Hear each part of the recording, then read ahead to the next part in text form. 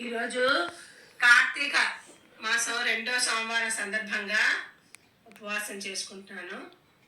మరి ముందుగా లింగాష్టకం, ఆ పరమేశ్వరుని ప్రార్థిస్తూ లింగాష్టకం చదువుకుంటున్నాను.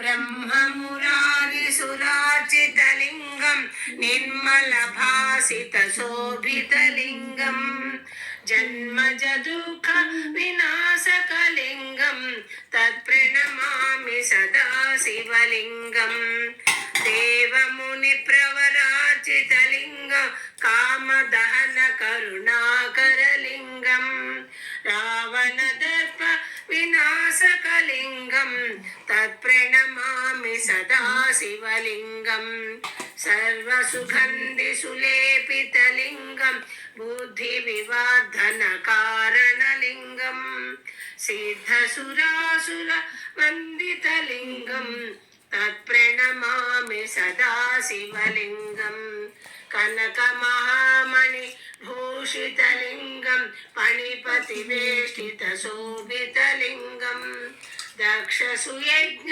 వినాశనలింగం తత్ప్రణమామి సదా శివలింగం కుంకుమ చందన లేపితలింగం పంకజహార సుశోభితలింగం సంచిత పాప వినాశనలింగం తత్ప్రణమామి సదా శివలింగం దేవగణార్చిత సేవితలింగం భావైర్భక్తభిరేవ చ లింగం దినకర కోటి ప్రభాకరలింగం తత్ప్రణమామి సదా శివలింగం అష్టదళోపరివేష్టితలింగం సర్వసముద్భవ కారణలింగం అష్టదరిద్ర వినాశనలింగం తత్ప్రణమామి సదా శివలింగం సురగురు సురవర